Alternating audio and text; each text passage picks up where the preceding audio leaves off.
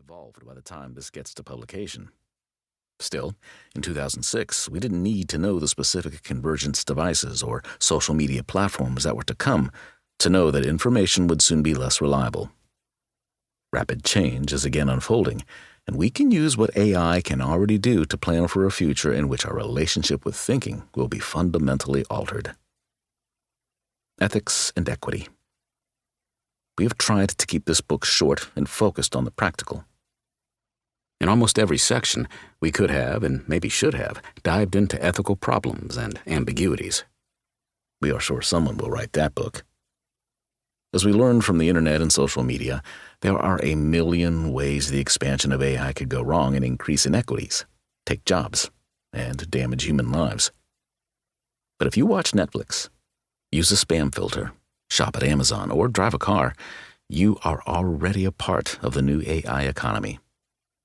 The creation of consumer-grade, much more human-sounding chatbots has brought attention to AI and is a real breakthrough that will change our lives.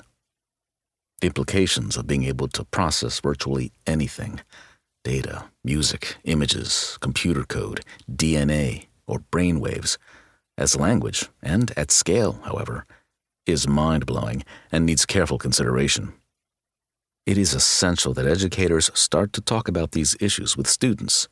If we want students to use AI responsibly, both in school and beyond, AI ethics must be baked into curriculum and include AI literacy, an emerging essential skill. AI is already increasing inequity both in education and beyond, but it also has the potential to be a tool for equity. AI can provide more feedback to improve learning, increase human creativity, and customize materials for groups or individual students. Teachers will be in an important position to determine whether AI transforms education for better or worse. We tried to provide multiple examples of this with the goal of offering the most practical and urgent information.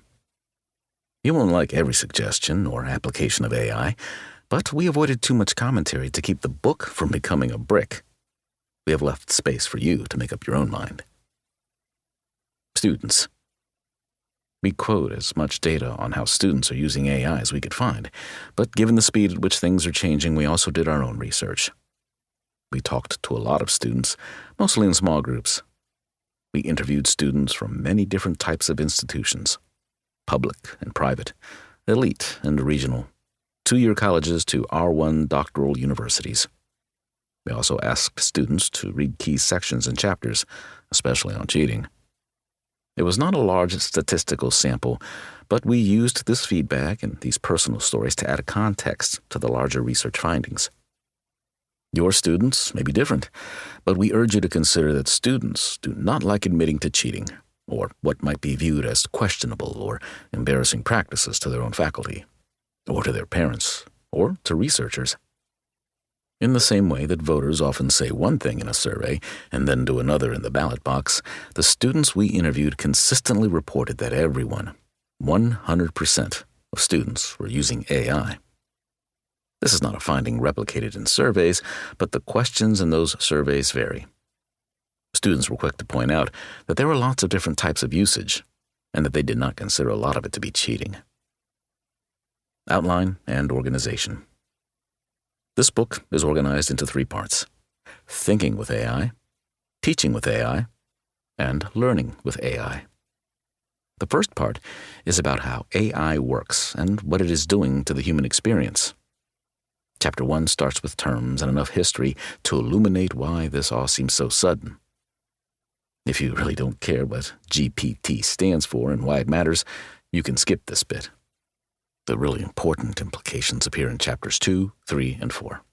And yes, the CS experts we asked to read chapter 1 questioned some of our colorful analogies in the drafts. So, apologies for this more technical chapter.